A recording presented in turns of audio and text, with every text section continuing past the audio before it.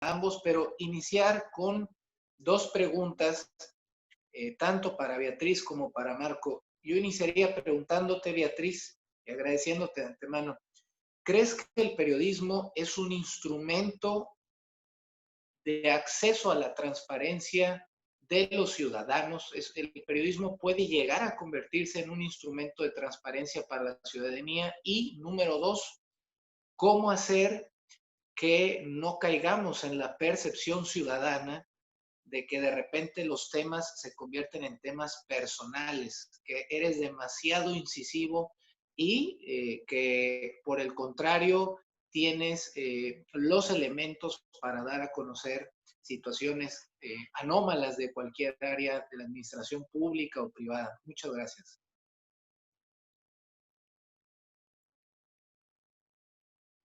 Tu micrófono, Beatriz, por favor, si nos ayudas.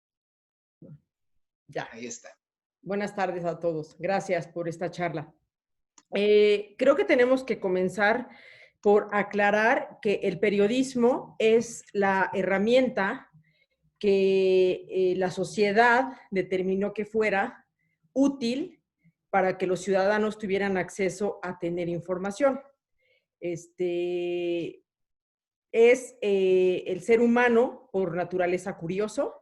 El ser humano necesita estar informado, no solamente para satisfacer este deseo de curiosidad y este deseo por saber, sino que al mismo tiempo necesita a alguien y determinó que fueran los periodistas, las personas que fueran a buscar esa información, que la trabajaran y que se las entregaran para estar informados. Entonces, ¿qué hace el periodista antes que todo? Le ofrece a la sociedad información que le es útil para autogobernarse, para tomar decisiones que incluso impactan en la vida democrática de los países. Ciudadanos mejor informados toman mejores decisiones que son útiles para las democracias. Hablar de transparencia, yo te diría, los ciudadanos ahora en México y en muchos países cuentan con herramientas mediante las cuales ellos mismos pueden ejercer su derecho a la información, a tener acceso a la información que es pública. Y muchos países, entre ellos México, son firmantes de esto que llamamos como el Open Government, es decir, los gobiernos se han comprometido a poner en sus páginas de internet o poner cierta información abierta, por eso es el Open Government, el gobierno abierto, para que la gente pueda tener acceso a que, pues entrando a una página de internet, tener información. El INEGI, por ejemplo, es un elemento que contribuye a los gobiernos abiertos aquí en México. Entonces, por sí mismo el ciudadano puede tener acceso a tener información pública. Debe aprender a saber buscarla. Lo hace también ahora a través de las famosas solicitudes de acceso a la información que tiene no solamente el gobierno federal, sino los gobiernos de los estados también, y que poco a poco se han ido ampliando a los sindicatos, a la Cámara de Diputados, a que cada vez quienes ostentan el poder en México o en cualquier país rindan cuentas. Entonces, a ver, el periodista o el periodismo es una herramienta más que le permite a los ciudadanos tener acceso a la información.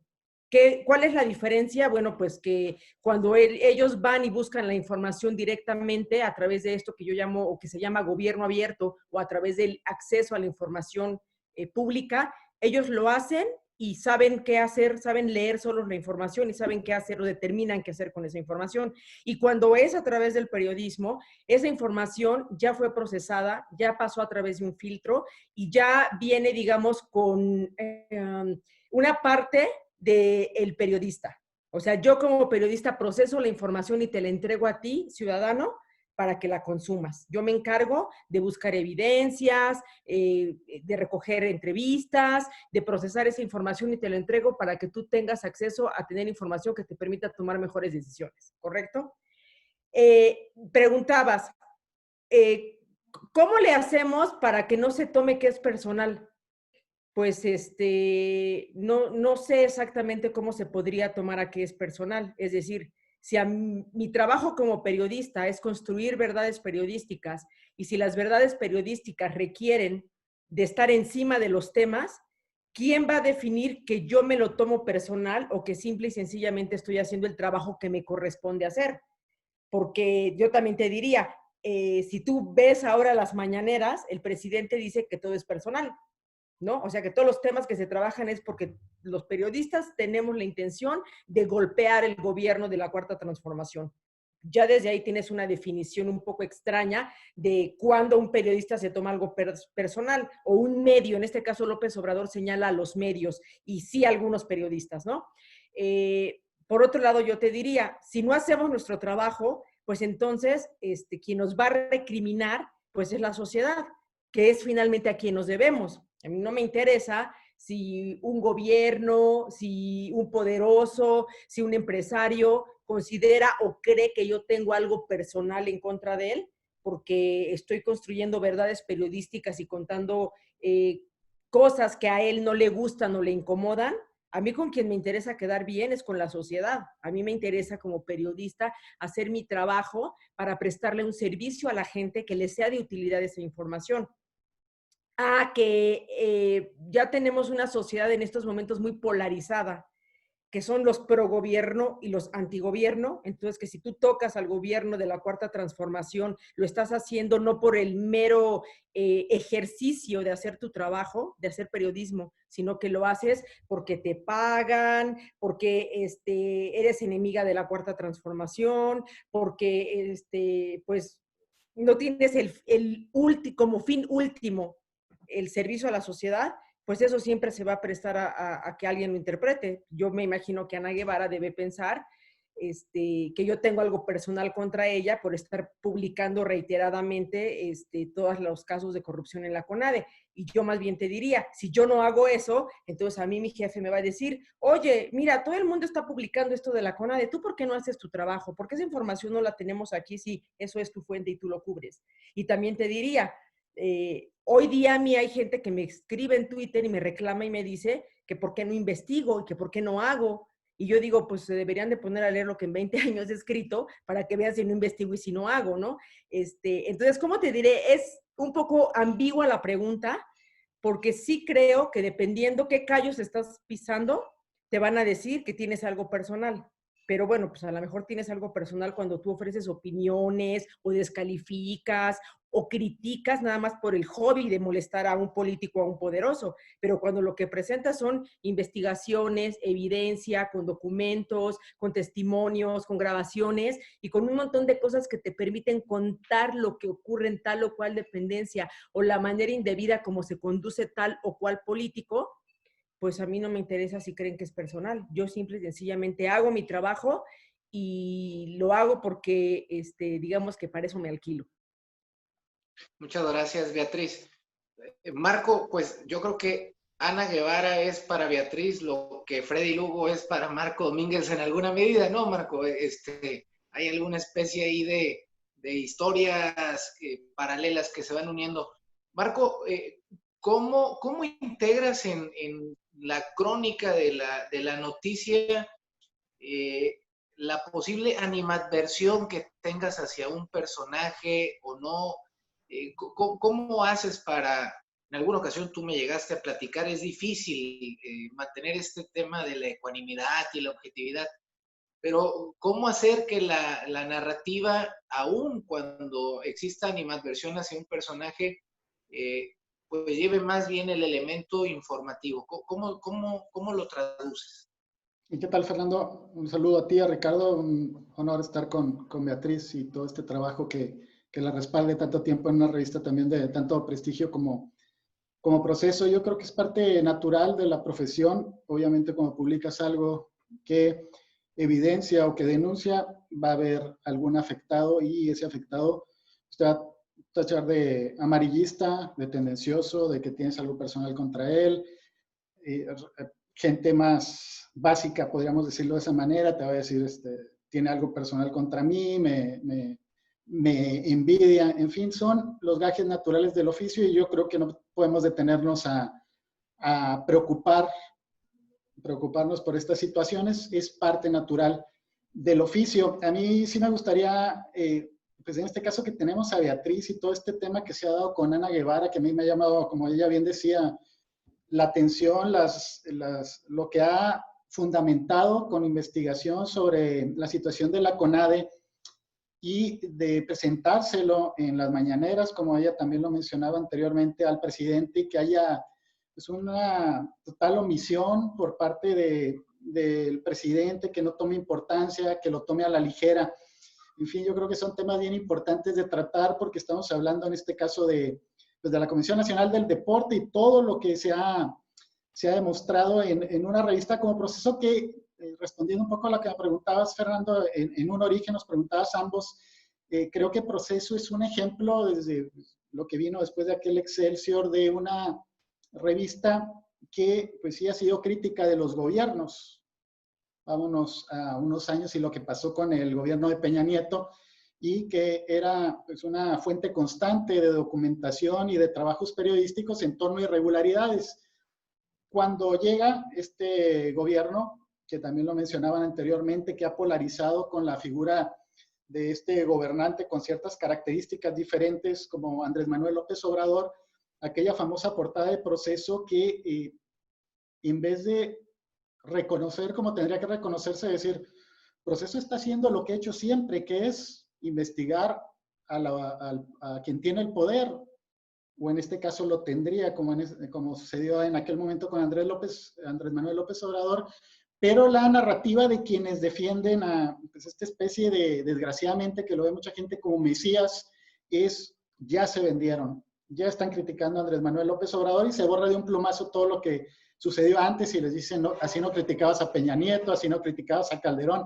En fin, todas estas situaciones que creo que son parte del oficio periodístico y que hasta vienen a darte un poco te legitiman, porque finalmente quiere decir que estás haciendo algo bien. Tú mencionabas el caso de un directivo en el béisbol de Baja California, que desde 1998 está en el cargo, que ha sido, pues presentamos un video que incluso grabamos nosotros con unas manifestaciones misóginas, vulgares, y que se habló y se dijo en Federación Mexicana de Béisbol y que se iban a tomar medidas. No pasa nada, también documentadas irregularidades, pero finalmente no pasa nada. A mí sí me gustaría, aprovechando que tenemos a Beatriz y con este tema de, como ella bien decía, de contar con las herramientas ya a disposición no solo del periodista, sino de la población en general, para exigir rendición de cuentas y que todavía existan estas opacidades y estas actitudes de gobernantes apoyando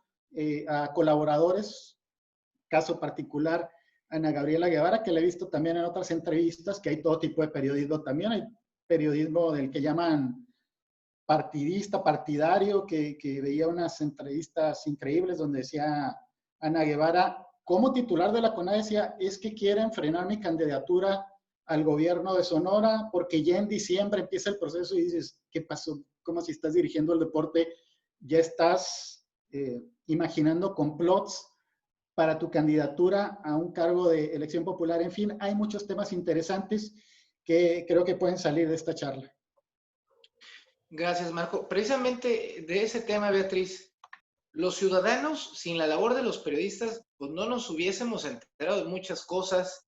La Casa Blanca, el tema de los sobreprecios de los ventiladores, y tú lograste evidenciar y dar a conocer a la luz pública una especie de triangulación de recursos que pone en una muy mala posición a quien fuese gloria deportiva, pero quien en la función pública parece dar muestras muy claras de posibles actos de corrupción, de ineptitudes. Ana Guevara, en su comparecencia en la Cámara de Diputados, dijo, me dejaron, perdónenme la palabra, pero me dejaron estoy resolviendo la caca del pasado.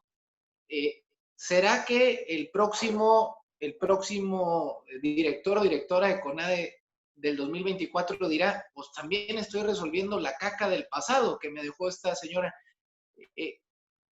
¿En alguna medida crees que tu labor ha ayudado a evidenciar los grandes problemas que hay en el sistema deportivo, Beatriz? Y lo que decía Marco, ¿qué hacer cuando el gobernante simplemente dice, no, yo creo en ella, yo creo en ella, yo creo en ella, y por más muestras y evidencias que has dado tú, con elementos en mano, pues parece ser que no avanza nada. Bueno, también me gustaría, antes de contestar esta pregunta, sí dejar muy en claro que el hecho de que, digamos, el tema de Ana Guevara se haya magnificado, y que a lo mejor por eso se tiene la percepción de que yo tengo algo personal con Ana Guevara, pues obedece a que nos tocó ahorita esto de las mañaneras. Pero este tema del FODEPAR y el tema del mal manejo de los recursos de la CONADE, yo lo he publicado, insisto, desde hace 20 años. Cuando yo en el año 2000 me convertí en reportera de deportes, estaba Nelson Vargas en la CONADE y Nelson Vargas me decía lo mismo. ¿Qué tienes? ¿Qué te hice? Esto es personal. ¿Por qué me pegas? ¿Qué te pasa? Y después llegó Carlos Hermosillo y fue lo mismo. Y luego llegó Bernardo de la Garza. Bueno, pues es que cada uno hizo sus malos manejos y sus irregularidades, ¿no? O sea, Bernardo de la Garza, no olvidemos, porque creo que siempre esto se olvida, Bernardo de la Garza tuvo 5,000 millones de pesos asignados para infraestructura deportiva y se llevó en moches el 10% de ese dinero. Eso ahí está documentado. Lástima que no había mañaneras. A lo mejor si en ese momento de las mañaneras yo hubiera podido ir con Felipe Calderón a decírselo, pues entonces a lo mejor hubieran dicho, oye, pues Pereira tiene en contra, tiene algo personal en contra de Bernardo de la Garza. Y no, y después llegó Alfredo Castillo y contamos que lo del FODEPAR pasaba exactamente igual. Y si no son ellos, era el teniente Alonso Pérez, que ya se murió debiendo su federación 15 millones de pesos. Y si no era él, también era Antonio Lozano. Entonces digo, no puede ser que yo tenga algo personal en contra de todos los corruptos del deporte, ¿no? O sea, es decir, se escribe y se documenta la corrupción. Y si el 90% de los servidores públicos o de los federativos son corruptos, bueno, pues ojalá tuviera yo más manos y más vida para sacarles a todos, ¿no?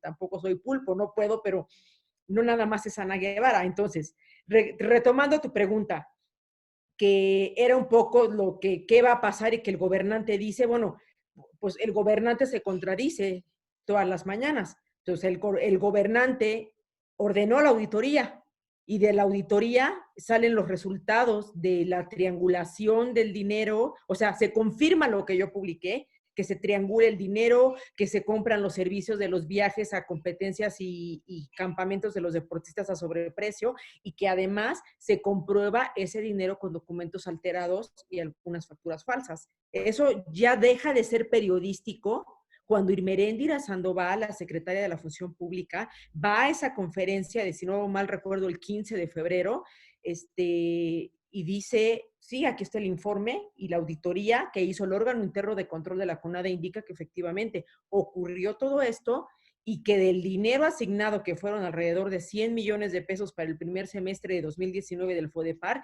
había un desvío de recursos y un daño patrimonial al FODEPAR por 50.8 millones. Esa cifra yo no la hice, yo no lo sumé, eso lo hizo la Función Pública. Y claro, que esto parte de una investigación periodística que yo hice, sí es correcto. Yo te puedo asegurar que si yo no hubiera hecho esa investigación periodística, pues no se ordena la auditoría. Y si no se ordena la auditoría, que se, digamos, es lo que yo sí quiero reconocer al presidente. El presidente también ese día en la mañana pudo haber dicho, no, sabes que es mi carnala y yo no creo que ella haga eso.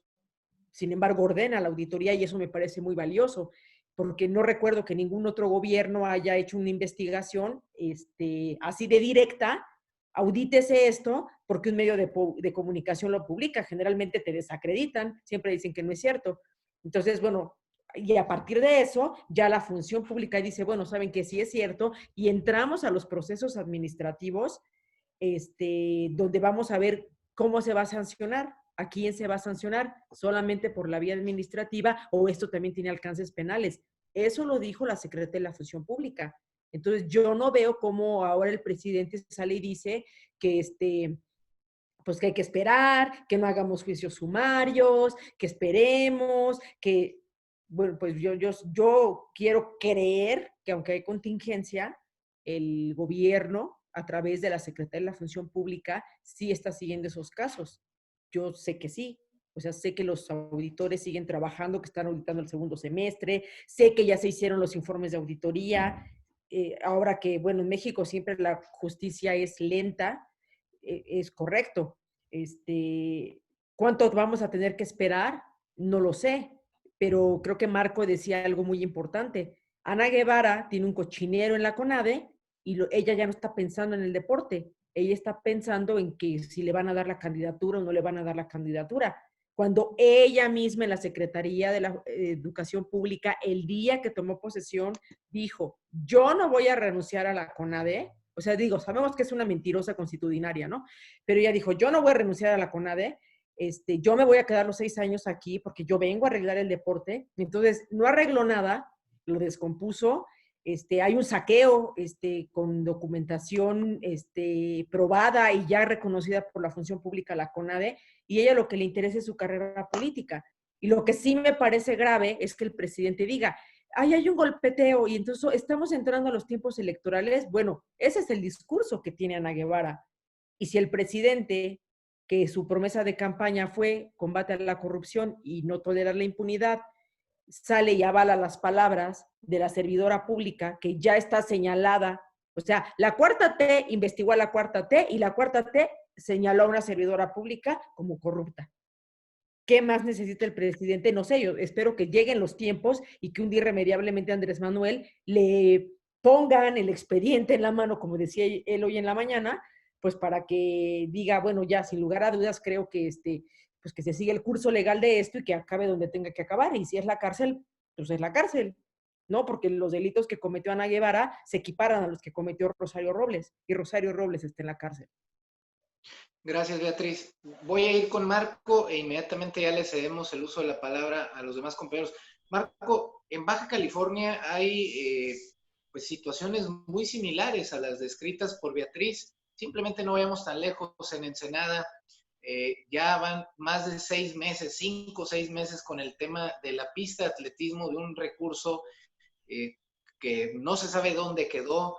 El tema de las asignaciones directas sin licitación de más de 3,5 millones de pesos para uniformes, para compra de suplementos. Un caso que precisamente Beatriz documentó muy reciente, es un trabajo muy, muy reciente de ella sobre el fallecimiento del profesor Miguel Portal con una posible, así hay que decirla, omisión por parte de la autoridad. Marco, ¿es atractivo para el periodista deportivo estos temas? ¿Por qué hay, desde la percepción personal, escasez de periodistas a los que les interese tocar esto? Generalmente agarras el periódico y o es algo muy parecido a la sección de sociales o es algo muy parecido a solamente la crónica del resultado, pero indagar, investigar, el ir por una versión, por la otra. ¿Cómo ves tú al periodismo de investigación deportivo en Baja California sin que te quieras meter en muchos problemas? Bueno, en Baja California y en México lo veo escaso. Tenemos la referencia, obviamente, y no porque esté como invitada a Beatriz, y Beatriz es quien es por el trabajo que ha hecho por tantos años. También sería justo mencionar que dentro del periodismo hay unas ramificaciones inmensas. Por ejemplo, me vendría a la mente un gran maestro que estuvo aquí, un columnista de béisbol con quien convivimos, un hombre ya de edad avanzada, pero que sigue escribiendo diario, columnista, como don Juan Bené, que él hace periodismo, es otro tipo de periodismo, también denuncia, pero trabajando desde su palco en Nueva York. O tenemos a David Feitelson, que es un gran periodista, en mi consideración, como polemista, un gran periodista de televisión. Antonio de Valdés, un hombre estadística. Pero en cuanto a periodismo de investigación, pues sí es una especialización en la que requieres no tan solo las herramientas de estar involucrado en el periodismo deportivo, sino de tener otras, como mencionaba, herramientas que te permitan llevar a cabo no tan solo un trabajo de investigación, sino de saber escribirlo, saber explicarlo.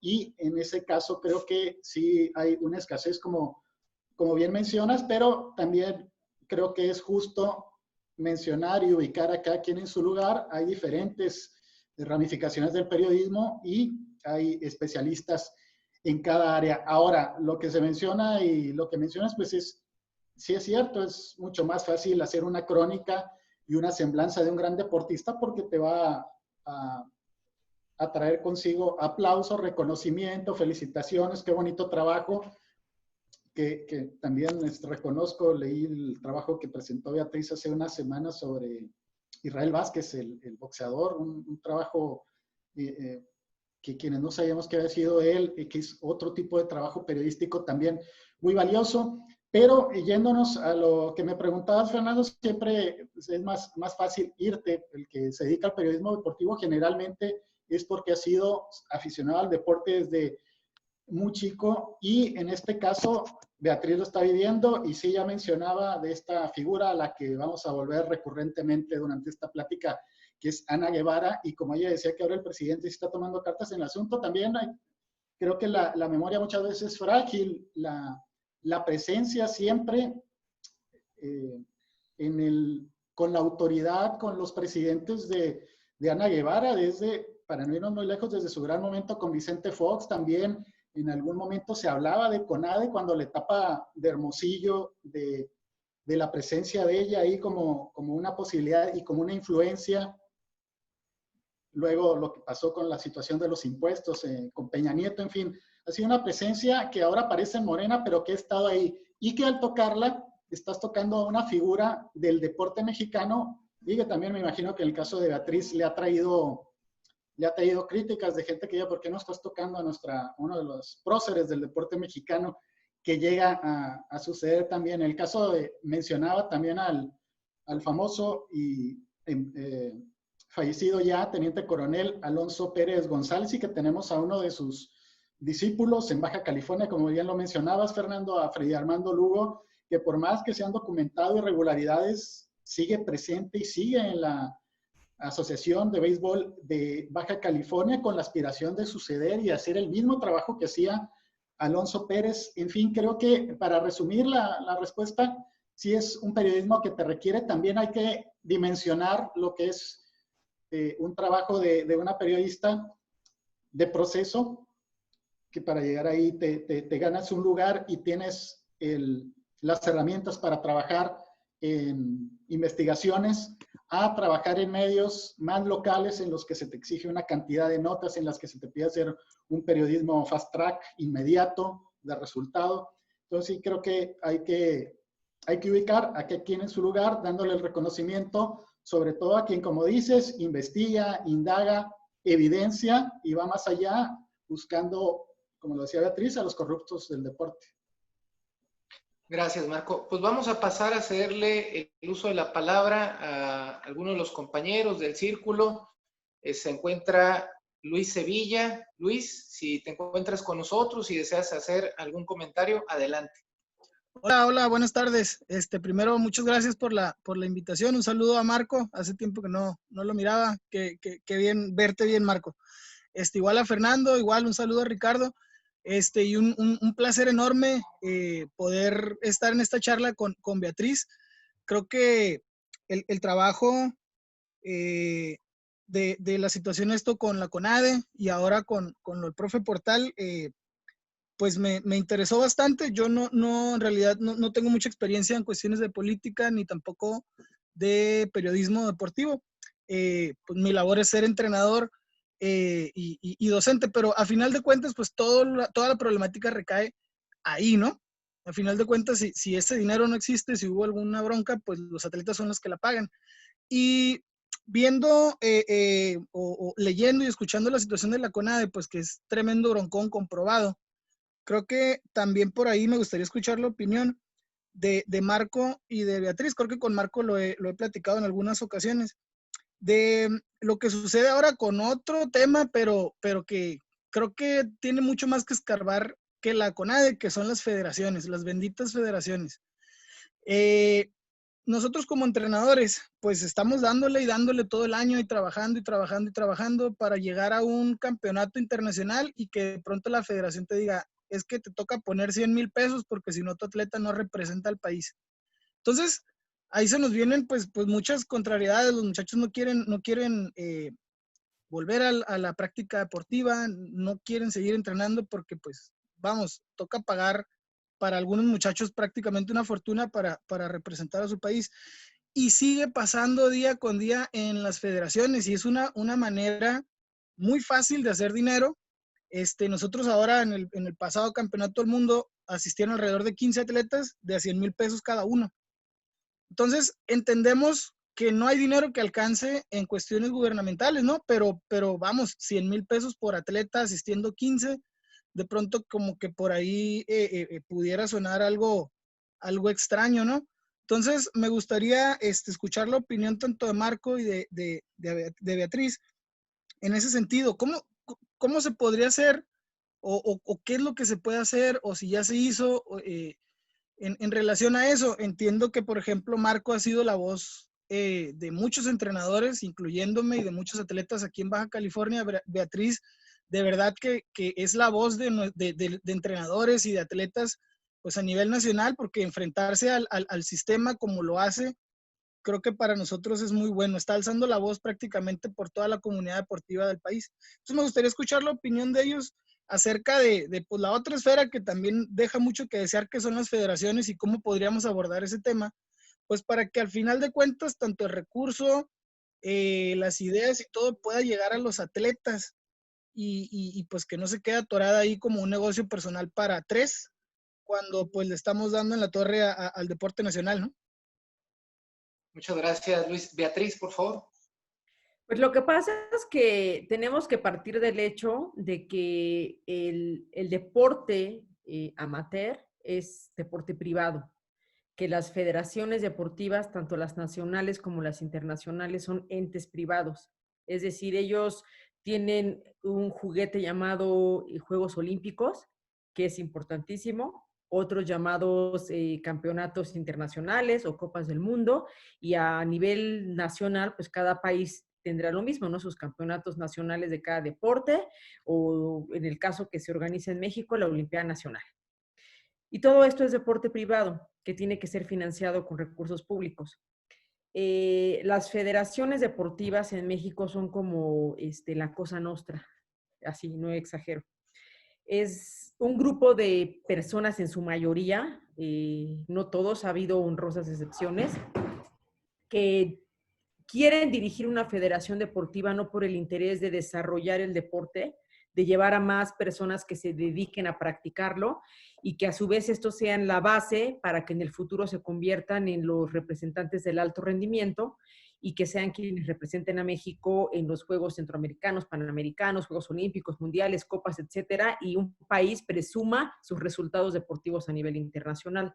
No, ellos, como usted bien dice, entrenador, lo que han detectado es que una federación es como su caja chica. Una federación puede ser su coto de poder, puede ser la manera de allegarse a recursos, sobre todo porque las federaciones manejan mucho dinero de manera en efectivo. Las inscripciones a los eventos, a los torneos, la venta de material deportivo, el exigirles que utilicen tal o cual uniforme o tal o cual marca no sé, de pelotas o de raquetas, y todo lo han convertido en un negocio. Entonces, si partimos del hecho de que a ellos no les interesa desarrollar el deporte y que el sistema deportivo mexicano, a pesar de todas sus carencias y deficiencias, de dinero no, o sea, que el dinero no se gaste ni a nivel estatal ni a nivel federal de la manera correcta, no quiere decir que el dinero que se inyecta para el deporte no alcance. Es que lo pellizcan, es que se llevan su tajada y no alcanzan y llega a quienes tienen que llegar. Entonces, estas personas lo que hacen es estar al frente de una federación porque es la oportunidad de hacerse de dinero, de eternizarse en un cargo, de estirarle la mano al gobierno federal y de sacarle dinero, pero luego terminan también los presidentes estando coludidos con los dirigentes de la CONADE. Entonces, esto quiere decir, todos somos unos entes mafiosos que sabemos que si no es el dinero del FODEPAR, es el dinero para la Olimpiada Nacional, es el dinero para tal o cual partida. Entonces, si todos nos ponemos de acuerdo, pues todos ganamos. Y entonces, a pesar de sus carencias, el sistema deportivo ya es una maquinita subida en unos rieles que funciona.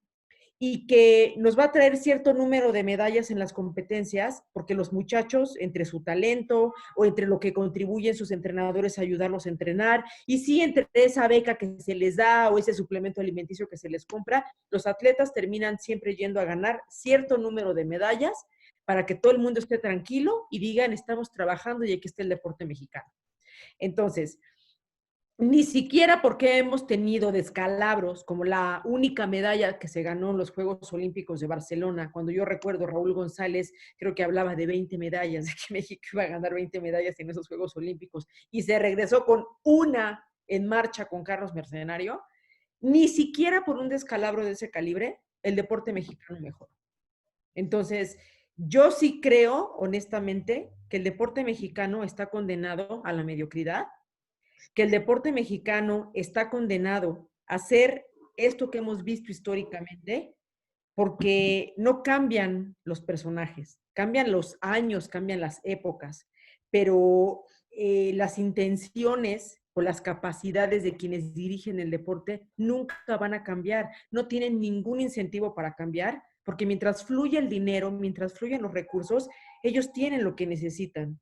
Es un poco lo que se parece a la selección mexicana de fútbol, ¿no? Llegar al quinto partido, ganar un mundial, pues ¿para qué?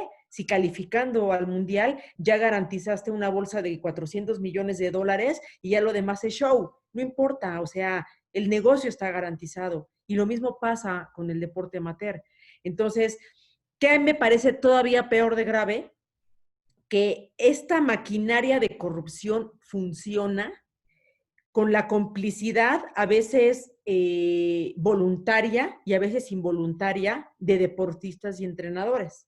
Es decir, a veces es por miedo, yo no quiero que me saquen de los Juegos Olímpicos, yo no quiero que me bloqueen, yo no quiero que me dejen sin competir, como han estado un montón de deportistas en esa situación, entonces con su silencio hay una complicidad.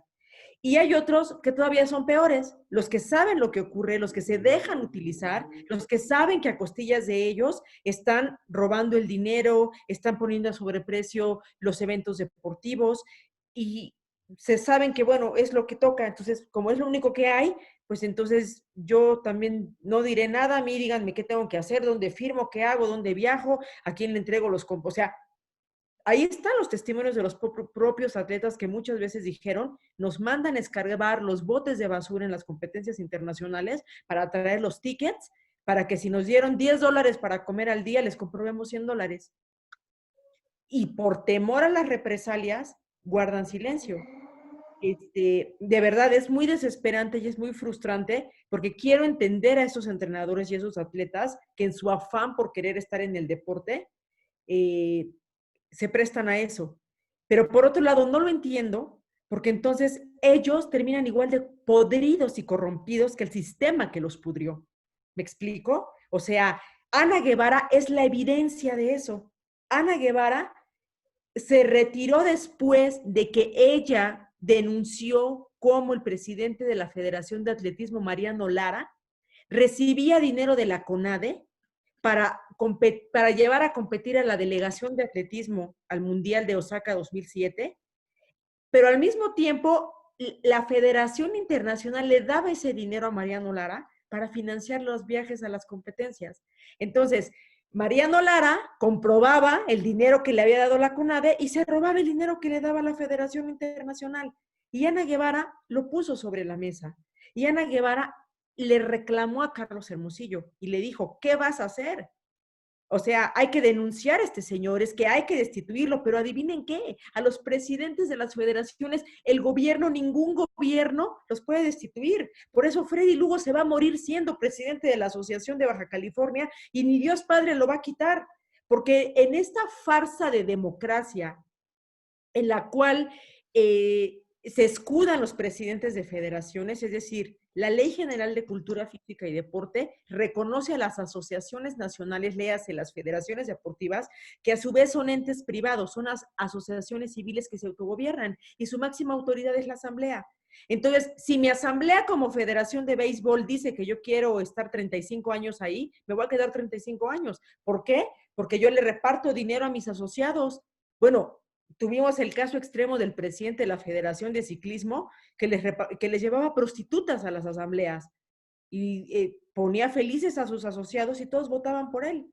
Entonces, si no es dinero, son promesas de viajes, son otro tipo de prebendas, y entonces garantizamos que el presidente de una federación o el presidente de una asociación, que a nivel asociación son sus clubes, sus afiliados, los que están ahí, sus incondicionales, sus compas, y que rara vez vemos que haya alguien que se rebele para tratar de quitar a un presidente de federación. Es que si no es por esa vía, si no es por la vía de la asamblea de los afiliados, o de que te avientes un pleito judicial como pasó con el básquetbol, que ya tiene 22 años, y todavía siguen los problemas, y ya se llamó Federación de Baloncesto, ya se llamó Federación de Básquetbol, ya se llamó ADEMEVA, ya le pusieron 20 nombres y ya pasaron 20 personas por ahí, y de todas maneras ocurre lo mismo. ¿Por qué? Otra vez, porque el que está podrido es el federativo. El que está podrido es el que ambiciona llegar al poder, otra vez no para que mejore el deporte, sino para su beneficio personal, económico y de poder. Entonces, si se dan cuenta, estamos acorralados. No hay manera de que un gobierno quite a un presidente de federación sin que la Federación Internacional o el propio Comité Olímpico Internacional salte y diga: se está violentando la Carta Olímpica y hay una injerencia gubernamental y vamos a sancionar al país, como le ocurrió a Alfredo Castillo. Alfredo Castillo tuvo esa intención, pero la intención de Castillo era perversa. Sí, voy a quitar a estos presidentes corruptos, pero voy a poner a mis compas. Entonces, es lo mismo. O sea, es quita al corrupto para que se monte otro corrupto. Entonces, lo que está mal es esto que Peña Nieto externó y dijo muy bien. La naturaleza del mexicano, la esencia del mexicano es la corrupción. La mamamos, la vivimos todos los días. No sé cómo piensa López Obrador que por el poder de su decreto la corrupción en México se va a extinguir. Y entonces Ana Guevara se retira criticando a los corruptos y diciendo que el sistema está podrido y que está mal. Y lo primero que hace ella al llegar a la CONADE es repetir lo que ella aprendió al ser parte del sistema deportivo mexicano. Yo les preguntaría, ¿cómo se rompe eso? ¿Cómo le haces para que un deportista que toleró humillaciones o que toleró abuso sexual o que iba a escarbar los botes de basura o que se daba cuenta cómo operaba la corrupción, un día no diga: oye, ¿yo por qué no puedo ser presidente de la federación si esto está a todo dar? O sea, puedo cobrar este dinero en efectivo, me lo puedo embolsar, lo puedo depositar a las cuentas de mi esposo, de mi esposa. ¿Y quién me va a rendir? Pues si aquí nadie se va a la cárcel, si aquí a nadie le hace nada. O sea, ¿se dan cuenta qué jugoso y qué atractivo es entrar al sistema mexicano corrupto? Porque como no hay castigados y nunca pasa nada, pues todos podemos ser, o sea, es más fácil que te pudras en la corrupción que quieras ser el que arregle el deporte mexicano. Y de verdad, el ejemplo más claro de eso es Ana Guevara. Si el gran ídolo del deporte mexicano, esta mujer que fue emblemática, se convirtió en esto, no quiero saber qué pasaría. O sea, y además dense cuenta, hagan un análisis de nuestros medallistas olímpicos. Jesús Mena, otro que cometió actos de corrupción en la CONADE, medallista olímpico. Fernando Platas también en su momento fue señalado en el Estado de México. Carlos Mercenario, de puesto en puesto político. O sea, hagan una revisión y vean lo que representa que un mexicano gane una medalla olímpica. En la mayoría de los casos, entran al sistema, se vuelven lo que ellos mismos criticaron y padecieron y se acomodan en el sillón de denme un cargo político, como no, yo me lanzo de gobernador, si ahora quiero de ser diputado. Bernardo Segura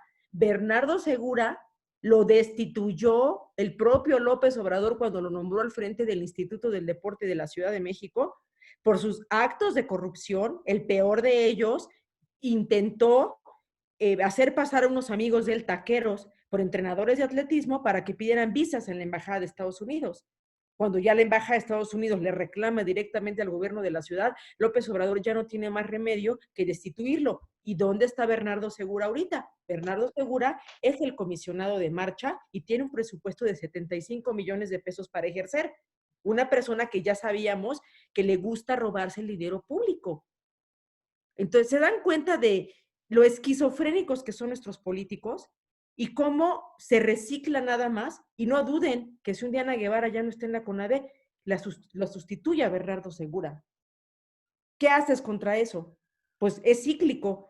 Si trabajas en proceso, pues entonces ahora te dedicas a documentar la corrupción de Bernardo Segura. Y cuando se vaya Bernardo y pongan a alguien más, pues la del que sigue, y la del que sigue, y la del que sigue. Y como tú bien decías, todos en algún momento estarán en una comisión del Senado, del deporte o de la Cámara diciendo, híjole, estoy lidiando con la caja del pasado.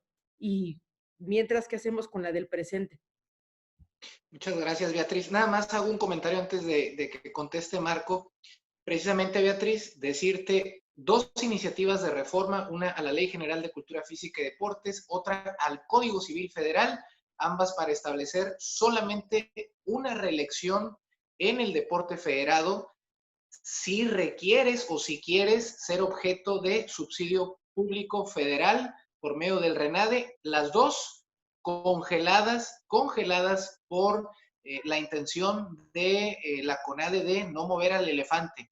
Eran dos iniciativas que están plasmadas, que tenían esa intención de tocar el Código Civil Federal, y ahí sí, aunque son entidades coadyuvantes de la administración pública, y finalmente murieron congeladas, están congeladas porque la CONADE no lo quiso, eso te lo comento, porque yo fui parte de los que trabajaron esa iniciativa de reforma. Marco, lo que decía Luis Sevilla, entrenador, muchas veces el periodista se convierte en una especie de vocero de las necesidades y de las penas que viven deportistas, entrenadores. Decía Luis, ¿cómo es posible que a un deportista le quieran cobrar 100,000 pesos? Y si son 15 o si son 20, cuando el viaje a lo mejor te cuesta 25,000 o 30,000. Tu labor como periodista, esta voz de los necesitados, esta voz de los que muchas veces, por temor, como bien decía Beatriz, no se atreven a hablar. Bueno, después de la exposición tan clara y tan completa de Beatriz, pues solamente apuntar en este caso el trabajo del periodista, pues es como bien decía ella, Freddy Lugo se va a morir en la asociación, porque en nosotros está también explicar cómo está la situación, que se trata de una asociación civil, que como él decía, ni el presidente de la República, con toda la soberbia que le caracteriza, lo dijo en algún momento. Está la situación del box. Para poner estos dos ejemplos, vemos a los presidentes de asociación en Baja California y pues son una especie de clones de la gente que ha dirigido la federación, y desgraciadamente todo este tema expuesto por Beatriz se convierte desgraciadamente en un asunto aspiracional de quien está en el deporte de su estado, estar ahí de manera longeva, eternizarse, y en cuanto fallezca el dirigente de federación en ese caso, que muchas veces solamente así salen, un poco el reflejo también de la cuestión de los sindicatos y de otros organismos en México, es aspirar a ese puesto. Son clones hechos a la medida. Y también lo de los deportistas es muchas veces tú, Fernando, has estado muy pendiente en Baja California de la profesionalización de estas figuras que muchas veces por su trayectoria deportiva llegan a un puesto, a un cargo público sin tener la preparación, sin tener las nociones básicas, y tienen actuaciones tan desafortunadas como las que narraba hace unos momentos nuestra compañera de proceso. Así que en el deporte estamos y hemos evolucionado en términos democráticos en el país. En el deporte estamos atascados, es una situación anacrónica en la que siguen las dictaduras, en las que no hay manera de salir adelante, y en la que pues, no se da la profesionalización. Estamos con Ana Guevara, que se ha mencionado que incluso participó en una universidad mundial cuando apenas terminó sus estudios de secundaria, y que son ejemplos solo para ilustrar todas estas situaciones que sí, como decía Luis, parten de Luis Sevilla, nuestro amigo entrenador de patinaje, parten de las federaciones, pero que se van expandiendo como un cáncer en todo el deporte mexicano. Y en el periodista está documentar, informar, y que toda esta situación llegó el señor David González, padre de Adrián González, a dirigir al deporte de Baja California, y antes de cualquier iniciativa en cuanto al desarrollo del deporte de Baja California dijo, se va Freddy Lugo, y en cuanto yo llegue se va Freddy Lugo. Y en nosotros estaba a decir, a ver, ¿por qué se va Freddy Lugo? O sea, ¿cómo un director del deporte puede llegar y decir, voy a destituir a un presidente de asociación? En fin, creo que la labor del periodista está informar y documentar, ser el conducto para que el lector, en este caso el televidente o ahora la gente que nos ve en redes sociales, esté informada sobre lo que sucede en el deporte y todas estas situaciones que se van dando y que van desencadenando situaciones de corrupción. Gracias, Marco. Vamos a pasar, se encuentra también Hugo Díaz, que es compañero del Círculo de Estudio. Hugo, ¿deseas hacer algún comentario o pregunta? Buenas tardes, primero que nada, ¿sí me escuchan? Adelante, te escuchamos. Primero que nada, pues saludar a todos y muy buenos invitados, Fernando, y pues coincidiendo nada más con ellos, ¿no? Y como decía Luis, nosotros como entrenadores pues estamos atados de manos a veces, ¿no? Nos ha pasado en el deporte, por ejemplo, que yo manejo, Marco lo conoce muy bien, directivos longevos, ¿no? Que tienen desde que uno era atleta hasta que ahora es entrenador y siguen ahí los mismos. Es difícil, como comentaba Beatriz, a veces, por ejemplo, que te hablan y te dicen, tu atleta se puede eliminar para Juegos Centroamericanos, pero tienes que pagarle el boleto de avión porque Federación no se lo va a pagar. ¿Qué haces ahí como entrenador? Pues tienes esa disyuntiva de saber, no sé, pues no lo pago porque no estoy de acuerdo cómo manejas Federación lo económico, pero ¿y mi atleta dónde queda? Pues, ¿me explico?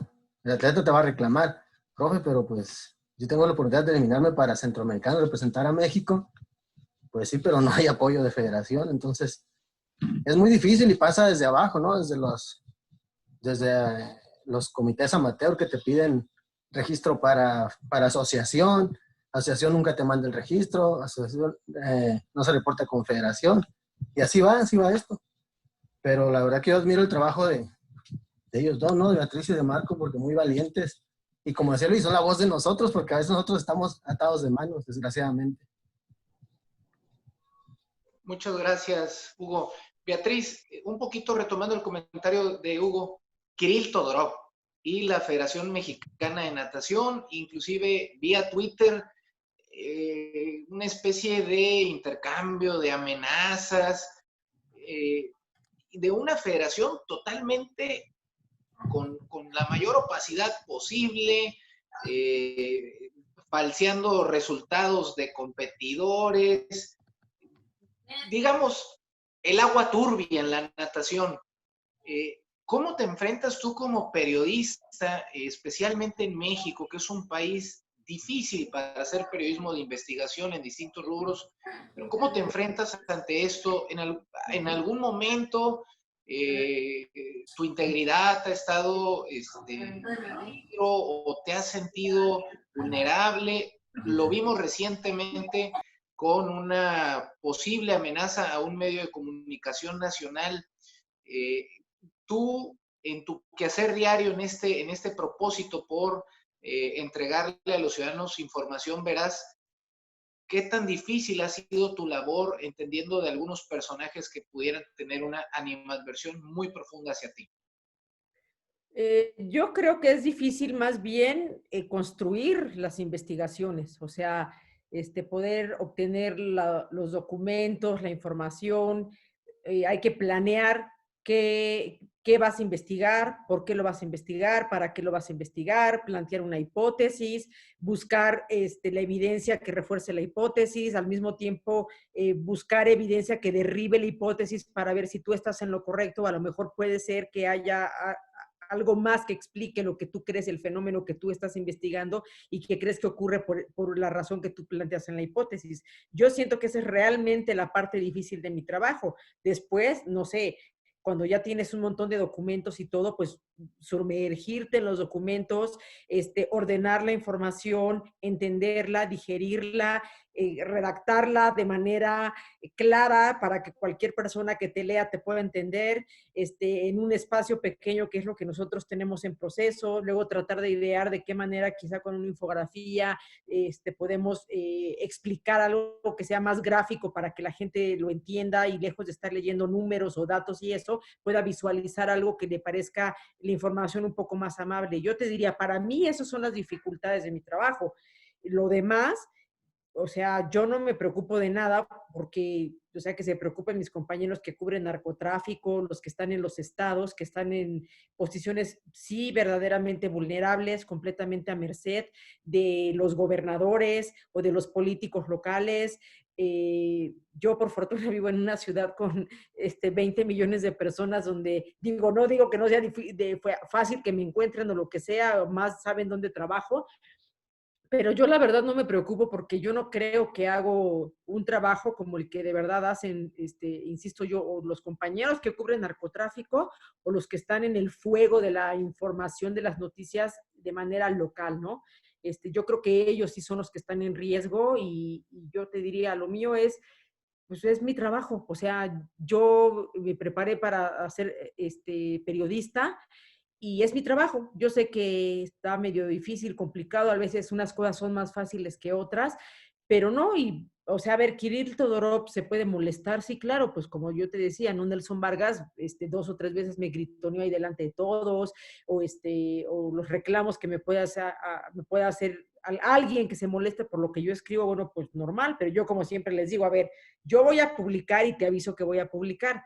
Entonces, con eso yo te invito a que te sientes conmigo antes de que yo publique, ejerzas tu derecho de réplica y tengas la opción de que tú a mí me saques del error, de que me des una explicación y me digas, oye, no, mira, tú dices que yo hago esto, tú dices que yo tengo 6 propiedades por 22 millones de pesos, pero no, mira, yo te voy a demostrar que no. O sea, pero cuando no aceptan ejercer su derecho de réplica, cuando no te quieren aclarar nada, y luego a través de una red social o públicamente pues pretenden descalificar el trabajo, pues claro que les tienes que contestar, ¿no? O sea, Kirill decía, a mí me vas a tener que explicar o vas a tener que explicar de dónde sacaste esa documentación. No, a ver, yo de una vez se lo digo, vaya al registro público de la propiedad y ahí están los papeles donde dice que usted tiene esas casas y cuánto valen y cuándo las compró. O sea, ¿cómo te diré? A veces creen las personas investigadas que esto es como del FBI y es más sencillo de lo que tú crees, ¿no? O sea, yo tomé un curso hace muchos años con una periodista chilena, que ella sí yo te diría, Mónica González, una señora que tiene todo mi respeto, que encabeza un proyecto allá que se llama CIPER. Esta señora sobrevivió a la dictadura de Pinochet. Esta señora fue secuestrada, fue de estas personas que subían estos aviones para intentarlos tirar al mar, fue torturada. No, bueno, o sea, ella sí, caray, ¿no? Esos sí son periodistas que hacen cosas donde ahí se están jugando la vida todos los días. Mónica González, yo tomé un curso con ella donde siempre nos decía, sigan la ruta del dinero, sigan la ruta del dinero. No es fácil, pero cuando tú sigues la ruta del dinero, el dinero siempre deja un rastro. Entonces, hacer investigaciones planificadas, ¿no? O sea, ¿cómo me entero yo, por ejemplo, te diría de lo del tema de Kirill Todorov? Si yo sé que Kirill Todorov es el presidente de una federación que desde que él es presidente es de las que más recursos públicos ha recibido, pues puedes dimensionar un poco. Si el patrón de comportamiento de los presidentes de federación es llevarse a su bolsa el dinero que les dan o que obtienen a través de la federación, pues puedes decir, pues nada más por lo que le da CONADE y nada más por el número de afiliados, esta es una federación que tiene mucho dinero. Y suponiendo, porque en México siempre es así, ¿no? Pues el moche va del entre 10 y el 30%. Puedes calcular más o menos así cuánto dinero podrían estar sustrayendo, ¿no? Entonces, pues este señor debe tener muchas cosas. Entonces, ¿cómo le buscas el dinero a una persona? Pues primero por propiedades, ¿no? Porque no me puedo ir a meter a su casa a ver si está escondido abajo del colchón. Entonces, sigues la ruta del dinero. Y cuando tú empiezas a jalar hilos, encuentras a gente que los conoce, que ha tratado con ellos, que han estado en sus casas, que los maltrataron, los traicionaron, y siempre hay gente dispuesta a querer ayudarte y decir, oye, ¿sabes qué? Yo vi esto, yo tengo lo otro. Y pasa algo muy interesante, que cuando tú publicas algo y alguien lo lee, ese alguien que tiene información se comunica, te busca y te dice, oye, mira, yo también sé esto, oye, te paso lo otro, ¿por qué no investigas? Hay gente de esas que ni siquiera sé quiénes son, que de manera anónima mandan un correo electrónico y te dejan ahí un hilo para que tú lo investigues. Entonces, ya te decía yo, el tema de Kirill Todorov es follow the money.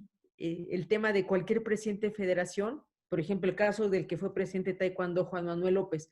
Juan Manuel López es algo tan fácil como que alguien, un participante, te diga, oye, mira, nos están pidiendo que entreguemos la inscripción al evento en esta cuenta, y la cuenta está a nombre de la señora fulana, y la señora es la esposa del presidente de la federación. ¿Cómo?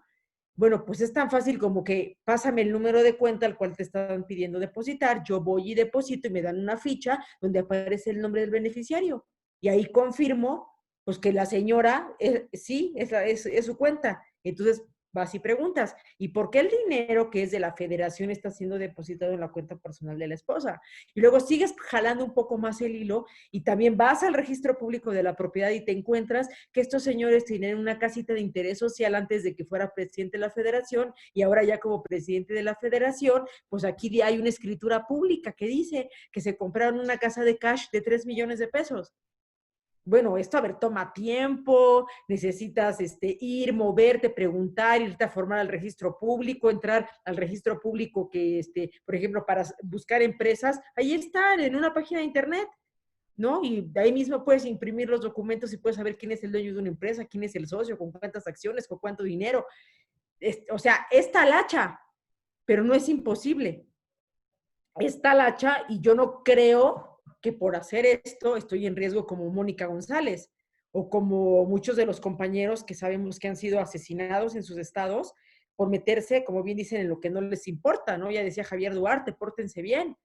No, bueno, es que del pórtense bien de Javier Duarte a lo que dice el presidente en las mañaneras, de pues es que tengo que contestarles porque no me gusta lo que están haciendo, pues hay un centímetro, ¿no? O sea, el poderoso, ya sea en gobierno, ya sea el empresario, ya sea el federativo, o sea, el ente poderoso siempre le va a indignar y le va a molestar que publiquemos lo que ellos no quieren que se sepa. Pero pues ya decía Marco, pues ese es nuestro trabajo. O sea, ¿qué voy a hacer? Voy a ser la vocera del discurso de la Liga MX, o voy a felicitar a Carlos Hermosillo porque durante su gestión se ganaron 2 medallas de oro y luego le terminó dando los premios económicos a los atletas sin tener dinero en la CONADE y les dio cheques sin fondos. O sea, ni modo que diga, ay, el señor tenía la buena intención de pagar los premios económicos y como no tenía el dinero, pues les dio cheques sin fondos y, ay, bueno, ya les pagará. Eso es un delito y lo está cometiendo un servidor público y eso quedó impune. Como han quedado impunes las arbitrariedades de Alfredo Castillo, las de Bernardo de la Garza, el propio Alejandro Cárdenas, otro que fue atleta. Él estuvo al frente del deporte de alto rendimiento en la CONADE y fue el que le ayudó a robarse el dinero al presidente de la federación que ahorita le acaban de dictar sentencia de 6 años, Antonio Lozano.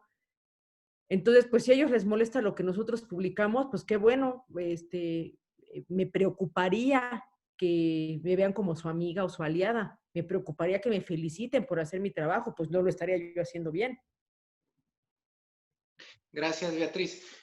Bueno, si les parece, vamos a entrar ya a la parte final de esta charla enriquecedora y la verdad padrísima. Ricardo, ¿algún comentario, alguna pregunta que desees hacer? Ricardo Mesa también fue partícipe de Semanario Z, un medio de investigación periodística muy importante en Baja California, Semanario Z, y ahora desde el portal de Plex. Ricardo, desde tu arista como miembro también del periodismo en Baja California, ¿cómo percibes este trabajo periodístico de investigación, pero en materia deportiva, o algún comentario adicional que desees hacer? Sí, muy interesante lo que comentó Beatriz y justamente pues es la línea del trabajo que debe hacer un periodista. No está como para estarle buscando el lado a los funcionarios. Obviamente, de hecho, el periodismo de investigación, en particular el de investigación, está enfocado a abordar temas que el gobierno no quiere de que se hable de esos temas. Es como que una de las partes principales de los temas que eliges para el periodismo de investigación es justamente temas que les van a, en cierto modo, incomodar porque no quieren hablar de esos. Y sí, lo del dinero, hasta yo lo incluiría en las clases de periodismo, el cuánto, el follow the money es esencial. Antes las preguntas básicas del periodismo era qué, quién, dónde, cuándo, cómo, por qué, pero no ponían cuánto, ¿no? Creo que ese elemento es muy importante, el manejar las cifras, de incluir esa pregunta en especial, cuánto, es clave en estos tiempos. Lo que sí, Beatriz, me gustaría preguntarte, aprovechando la gran oportunidad que tenemos de interactuar contigo, es en relación a yo tengo una percepción de lo que está pasando, de la manera en que se está tocando el trabajo periodístico en México y cómo, desde mi punto de vista, se está como dañando y mermando la imagen del ejercicio periodístico, justamente minimizando los esfuerzos que se hacen, haciendo menos al gremio, acusándolos de estar politizados, etcétera, etcétera.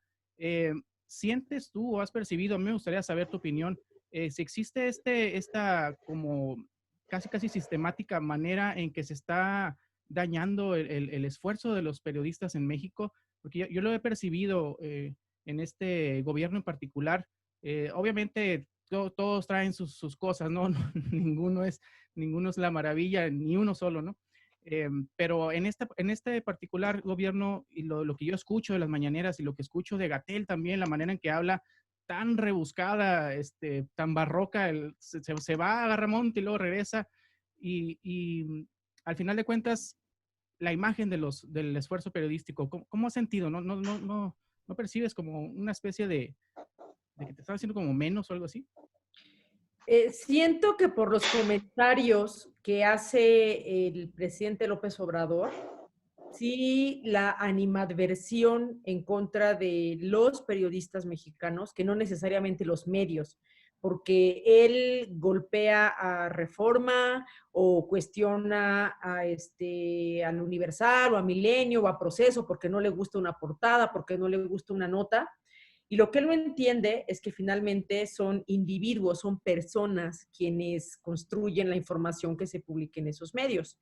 Entonces, tú imagínate una figura tan poderosa como la figura presidencial, que en las mañanas descalifique el trabajo que nosotros hacemos, me parece grave, porque él le dice a la sociedad que nosotros somos sus enemigos. Cuando yo al inicio de esta charla decía, nosotros somos los aliados de la sociedad, nosotros somos quienes le damos voz a los sin voz, nosotros somos en quienes la gente en teoría confía para que procesemos la información y le expliquemos la realidad. Claro que entiendo que ha habido colegas escasos de ética, colegas que han recibido dinero de los poderosos, ya llámese empresarios o llámese políticos, independientemente del partido del que quieras, y que, claro, que también por haberse prestado a servir a algún poderoso, a todos nos meten a la misma bolsa y creen que todos somos iguales. Ya sueno como López Obrador, pero sí es cierto.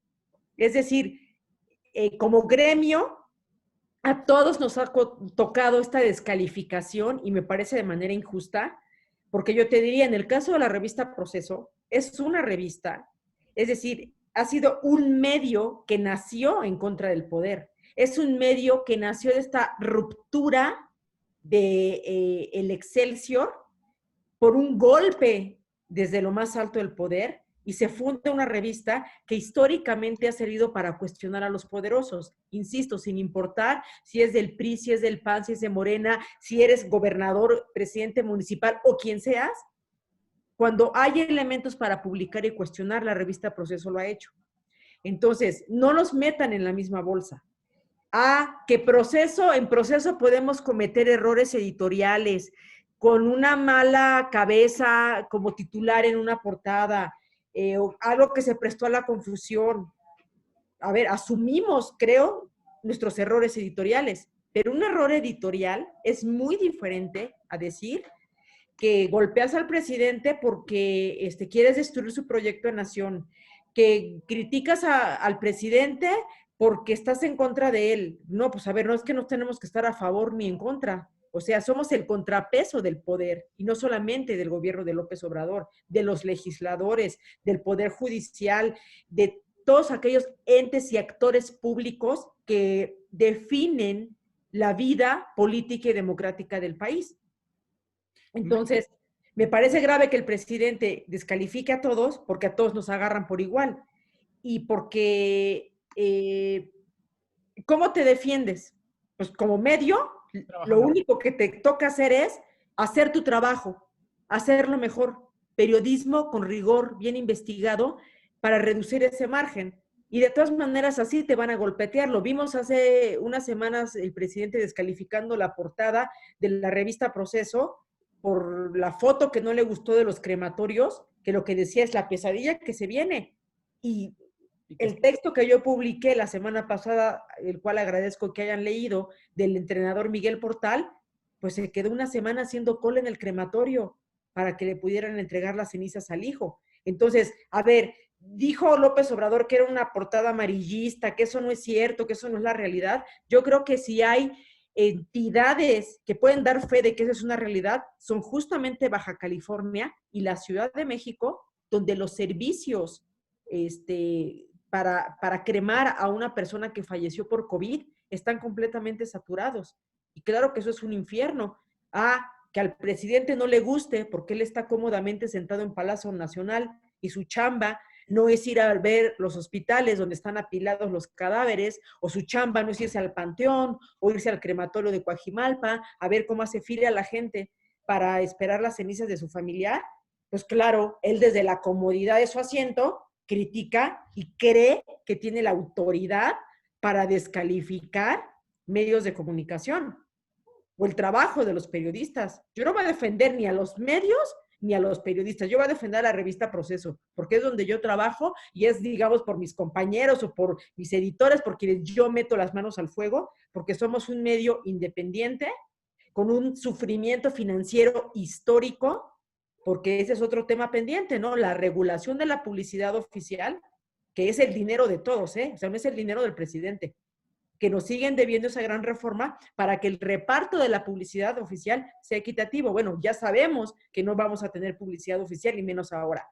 Y entonces Proceso le apuesta a las ventas y nos clonan la revista y la andan distribuyendo en los WhatsApp de manera gratuita.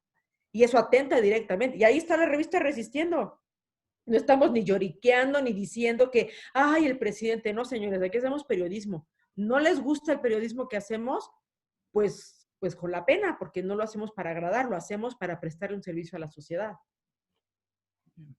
Y nada más, Fernando, para acotar lo que me llamó también mucho la atención de la explicación que dio de cómo se da la corrupción dentro de la federación deportiva, de las áreas, de los encargados de las distintas deportes. Es muy similar la forma en que funcionan estas tipo mafias en otros ámbitos, ¿no? En el ámbito de la educación, de la ciencia, de la cultura también, en la política en general, las secretarías, el sistema es muy parecido, pero aún así, a pesar del trabajo de Beatriz, que es en un área en el deporte en el que se puede hacer solicitudes de rendición de cuentas y que están forzados a contestar. Hay otras áreas que están más complejo todavía, como las áreas de seguridad pública o las áreas militares, en las que hay mucha restricción al acceso a la información, todavía se vuelve más complejo. Muy bien. Y yo ahí, por ejemplo, sí, claro. dame chance, Fer, yo te diría, el periodismo no siempre tuvimos como herramienta el acceso a la información, que nos vino a aliviar la vida de una manera increíble. También es dolorosísimo, o sea, por si alguien de los presentes nunca ha hecho una solicitud de acceso a la información, es un litigio, ¿eh? Sí, claro. O sea, pides, te esperas a todas las trabas que de entrada no te quieren dar la información, estás al pendiente de que te la entreguen, ya te la negaron, tienes que argumentar y meter un recurso de revisión porque si te la tienen que dar, y a veces tardan meses cuando finalmente te entregan la información, ganaste esa batalla, perderás otras. Pero no olvidemos algo que es bien importante, y esto creo que lo digo como con muchas ganas para el profesor Sevilla y para el profesor Díaz, las filtraciones. Muchas de las grandes investigaciones del periodismo internacional se han hecho con base en filtraciones. Siempre hay alguien que tiene esta necesidad de que se sepa la verdad de los hechos. Siempre hay alguien con la suficiente conciencia social como para arriesgarse y acercarse a un periodista y decirle, mira, sé esto, mira, tengo estos documentos, mira, te puedo empezar a ayudar dándote esto para que tú hagas una investigación. En el gobierno de la Cuarta Transformación parece que regresamos al pasado. Porque si antes negaban, ahora se rehúsan a todo. Y la manera como se expresa el presidente de un organismo autónomo como es el INAI es grave. O sea, lo pueden desaparecer por decreto en cualquier momento. Y entonces, ¿a qué vamos a regresar? A este periodismo del pasado, al periodismo de garganta profunda, al periodismo de la filtración, de tener mucho cuidado claramente con quién nos da esa información, con qué intención nos la da. Pero la mayoría de las personas, o sea, a pesar de ser un país de gente corrupta, hay muchas personas, servidores públicos, personas que trabajan ahí, o sea, el verdadero servidor público, el servicio civil de carrera que ahí están, que ven cómo van y vienen las administraciones y cómo roban, y a ellos son los que a veces les dicen, fírmale, órale, saca el dinero. Y mucha de esa gente a veces, para evitar la corrupción o para no ser embarrados o inmiscuidos, se acercan a un periodista para decirle, mira, pasa esto, mira, toma, mira, conseguí esto, jálale por aquí, jala por...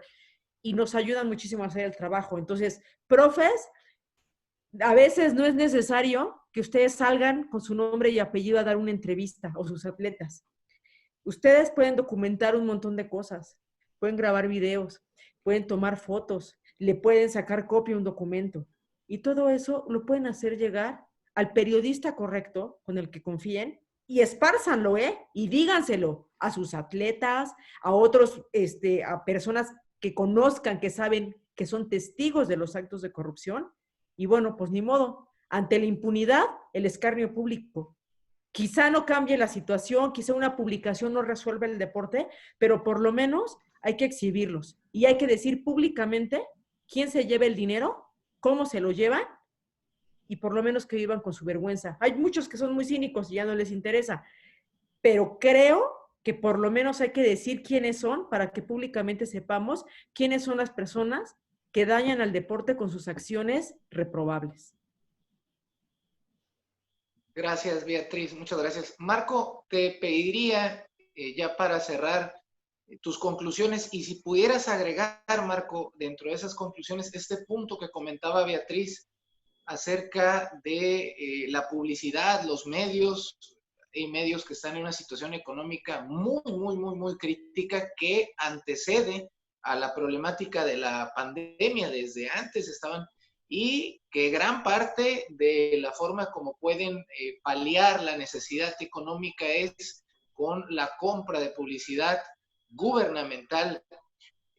¿Cómo mantener esa línea de ese rigor? Vemos medios, la verdad, medios totalmente echados hacia la complacencia o el vitoreo de la figura pública. Yo te pediría que dentro de tus conclusiones pudieras agregar este punto también, Marco, por favor. A mí, aprovechando que está Beatriz, sí me gustaría también conocer su opinión del no pago para que me peguen, como ella bien decía, ella trabaja en un medio que pues, viene a ser, nace después de lo sucedido con Excelsior, con Julio Scherer y aquella frase legendaria del presidente de la República, Luis Echeverría, en torno a las críticas del gobierno y que terminó. No sé si leíste, Beatriz, una novela que a mí me encantó, El vendedor de silencio, de Enrique Serna, sí, en la que pues, se menciona a Julio Scherer en toda su dimensión, a lo que fue el mirlo blanco que le llamaba porque no aceptaba el sobrecito que se le daba a los periodistas con la cantidad de dinero de parte del gobierno, y las columnas eran prácticamente uniformadas, todas como voz del presidente en los diferentes medios, y Julio Scherer fue pues, la voz disidente. Llegó a ser pues, el director de Excelsior, pero tú hablabas de rigor hace un momento y hacia lo que me preguntaba Fernando también sobre esto que están pasando ustedes con se les cierra la llave, un recurso que no tiene pues nada de ilegal, sino que está ahí para también soportar a la creación de medios de comunicación o a la subsistencia. Pero en este caso, para ti, el pertenecer a esta revista, porque puedes llegar de cualquier medio, pero llegas de Proceso y eso ya te da un nivel. ¿Qué significa para ti trabajar ahí? Y pues la experiencia de estar en este medio que viene con toda esta historia y con todo lo que significa Julio Scherer para el periodismo mexicano. Pues para empezar, me representa la garantía de que cuando yo publique algo, va a salir, siempre y cuando esté bien trabajado, bien reportado y bien sustentado, se va a publicar. Nadie va a hablar para decir paren esa publicación, que no la metan, y aunque hablen, pues no la van a parar.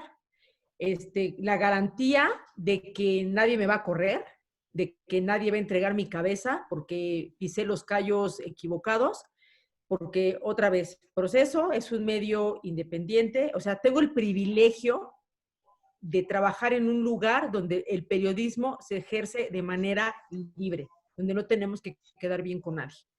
Eso no lo pueden presumir todos los periodistas de este país. Y como tú bien decías, si tu periódico, tu medio local está siendo pagado por el anunciante, el empresario local o el propio gobierno del estado, pues claro que ellos con la mano en la cintura llegan y dicen, esto no sale. Y como periodista tienes que vivir con la frustración de decir, ya lo hice, ya lo investigué y no salió.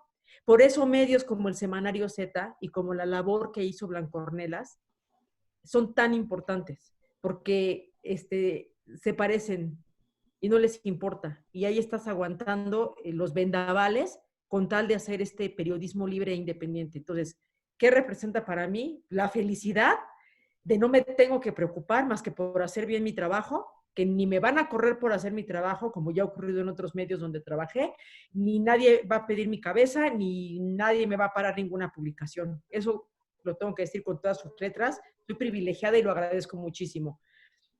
El tema del vendedor de silencio, en parte por eso el periodismo está tan desprestigiado, y no solamente en México.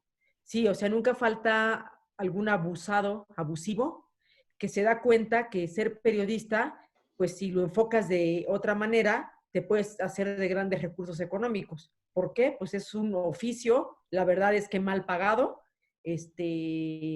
no importa, o sea, tendrías que trabajar ya en un medio muy, muy importante para que, digas, mira, gano lo suficiente como para ahorrar y tener una vida tranquila. No, siempre la vamos sobrellevando, ¿no? Vamos un poco al día, pero sabes que sí es. O sea, sabes que no te vas a hacer rico. Entonces hay algunos cínicos que sí les gusta hacerse ricos y entonces, pues, ¿cuánto me das para que esto no salga? ¿O cuánto me das para que yo le pegue a tu enemigo? ¿O cómo le hago? O sea, eso existe, es una realidad. Por eso creen que todos hacemos eso. Porque hay compañeros que sí nos han llevado entre las patas. Y creo que el libro, fíjate que lo leí en partes porque me indignaba.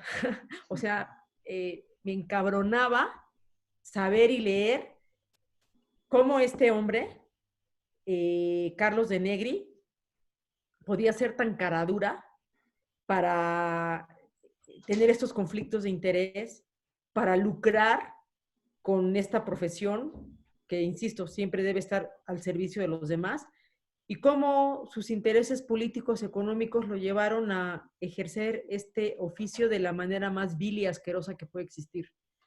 Pero por otro lado, yo no sé si ustedes han visto un documental que se llama Reportero, que justamente aborda la vida de un periodista del Semanario Z, que ahorita Ricardo me va a ayudar. ¿Cómo se llama? ¿Cómo se llamaba? Porque ya falleció. Sergio Haro. Sergio Haro. Es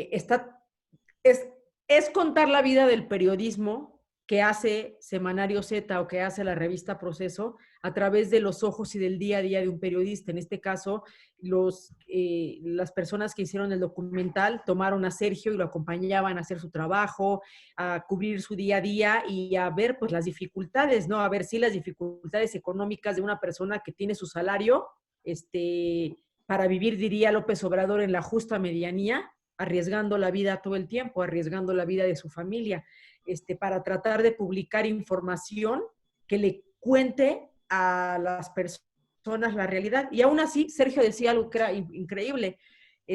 Cuando tratamos de hacer piezas un poco más mesuradas, porque decimos, esta foto es demasiado fuerte, esta imagen de unos acribillados, etcétera, decía la gente, el que vende, ¿no?, las revistas allí en la línea, mientras están formados, ¿no?, para cruzar la garita. No, hombre, no, ese le falta sangre, no, hoy no lo va a comprar.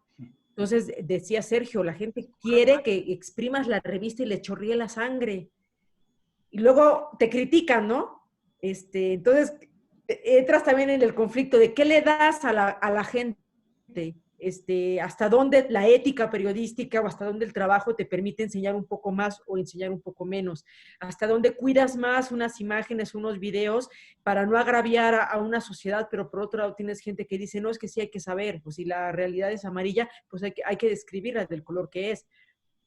Entonces, o sea, no sé, creo que hablar de periodismo es inagotable porque hay un montón de aristas que explorar.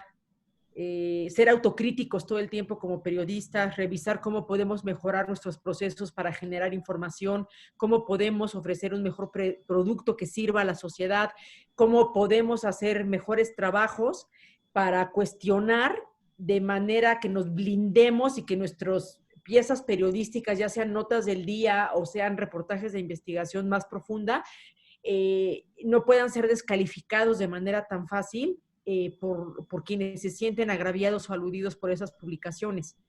Y siempre, pues sí, vamos a tener que convivir con cínicos, con personas sinvergüenzas que lucran con esta profesión, es una realidad.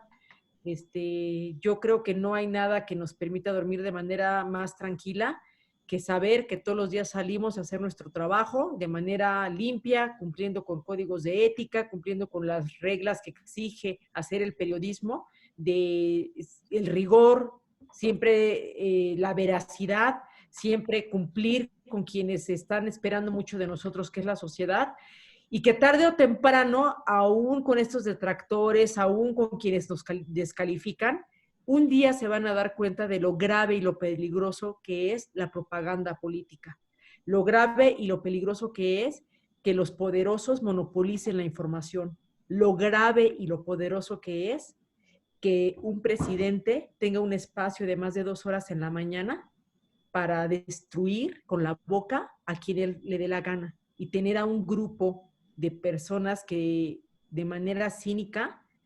le hacen el juego y le hacen las preguntas para que el presidente se luzca llevándose entre las patas una profesión tan noble como es el periodismo, y a nosotros que yo no le voy a decir que somos sus colegas, porque yo no soy colega de esos, ¿no? Soy colega de los que hacen periodismo de verdad y no saben el riesgo en el que ponen a estos compañeros que se rifan todos los días por, a pesar de todos los obstáculos, brincarlos para poder entregar la información que la gente tiene derecho a saber. Creo que con eso ya respondió la pregunta que hice hace ratito. Beatriz, yo te pregunto nada más, ese grupo que hace preguntas a modo, siguiendo con el tema de las mañaneras, cuando has tenido oportunidad de estar con el presidente y de cuestionarlo, he leído por ahí algunos periodistas que van a hacer cuestionamientos y sienten un murmullo de ese sector de periodistas, digamos, a modo. ¿Sentiste tú eso cuando estuviste ahí, más allá de que, pues, independientemente de cualquier reacción, tú haces tu trabajo? No, no lo sentí, pero te voy a decir, al contrario, todos ellos que pues me tocó conocerlos allí en la fila, porque no sé si sepan, pero para entrar a las mañaneras tienes que llegar máximo a las 4 de la mañana a formarte afuera de Palacio Nacional para que seas de los primeros en entrar y puedas estar en las primeras filas. Entonces, este grupo de personas son, digamos, los que llegan más temprano para poder sentarse en los primeros lugares. Entonces, bueno, pues sí, medio se sorprendieron de ver que alguien que ellos no conocían un día llegó antes de las 4, y cuando ellos llegaron yo ya estaba, y entonces, bueno, ¿tú quién eres y de dónde vienes? O sea, no te puedo decir que me maltrataron o que me criticaron, al contrario, pues fueron amables, respetuosos, yo igual con ellos, eso no quiere decir que yo comulgue con el tipo de preguntas que ellos hacen. Entonces, mientras ellos respeten mi trabajo y no se metan conmigo, pues yo hago lo mismo con ellos, ¿no? Si algún día pasa lo contrario, pues ya veremos qué pasa. Muy bien. Muy bien. Pues ha sido una charla muy enriquecedora. Hemos escuchado cómo el periodismo de investigación es una herramienta para abrir los ojos de la opinión pública, para que los ciudadanos se enteren de lo que pasa y que también sean partícipes de estas situaciones. A mí me causa, la verdad, mucha satisfacción tener tanto a Beatriz, a Marco, a Ricardo y a los compañeros del Círculo de Estudios. Beatriz, que ha hecho un trabajo extraordinario, extraordinario, documentando todas las malversaciones de fondos en CONADE, no de ahorita, de hace mucho tiempo, y con trabajos también muy recientes, como uno muy particular del fallecimiento por COVID-19 del profesor Miguel Portal, con una probable omisión por parte de la autoridad. Yo les dejaría, Marco, Beatriz, una conclusión muy breve para despedir este programa que ha sido muy enriquecedor. Beatriz. Marco, por favor. No, yo nada más agradecer la oportunidad, saludarlos y un gusto, Ricardo, que es el representante de este esfuerzo, también muy destacado Plex, Fernando por la invitación y haber podido conocer a Beatriz, que es una referencia y pues, la admiramos todos que nos dedicamos a la labor de informar y sobre todo leer a quien informa con rigor, así que gracias por la invitación. Y yo igualmente, gracias a ustedes, gracias a quienes se conectaron y siempre será importante que hablemos de lo que hacemos con la finalidad, ya decía yo, de mejorar nuestros procesos, de que cada vez hagamos mejor periodismo y cada vez personas como el profesor Hugo, que todavía sigue aquí en la charla, puedan encontrar justamente eso, ¿no? Que alguien les dé voz, que alguien hable por ellos, que alguien hable por todos aquellos que sienten que de alguna u otra manera están siendo afectados o abusados por parte de alguna autoridad o por parte de un servidor público que, pues, lejos de servir, pues se convierte en un obstáculo, ¿no? En el deporte hay que brincar muchos obstáculos para poder tener éxitos deportivos o para poder ganar medallas, y en el periodismo pues también brincamos obstáculos diferentes y esto es lo que tenemos que hacer todos los días. Gracias a ustedes, aprecio mucho este espacio. Muchas gracias, Beatriz. Pues José Saramago decía que no era un pesimista, sino un optimista bien informado, y esa información es la que precisamente da el periodismo de investigación en el ámbito deportivo. Agradecerle a nombre del Círculo de Estudios sobre Cultura Física y Deporte. Muchas gracias, Beatriz, porque aceptaste la invitación a este diálogo un tanto informal, pero que nos enriquece y nos nutre de sobremanera. Marco Domínguez, una voz crítica del periodismo en Baja California, particularmente en Ensenada, un periodismo distinto a lo que acostumbramos a ver en la prensa, en los distintos medios, y agradecerle también de sobremanera a Ricardo Mesa, a Plex, al sistema informativo Plex, que nos permite en medio de esta contingencia sanitaria poder generar contenido de valor, contenido de interés a todos los profesionistas de la cultura física y el deporte. Nos quedamos muy satisfechos por esta hora 40 minutos más o menos de un diálogo muy enriquecedor que nos cultiva. Yo los invito a que sigan las investigaciones de la revista Proceso, donde participa Beatriz en un periodismo libre, en un periodismo independiente, un periodismo de investigación, y obviamente también el gran trabajo que hace Marco Domínguez.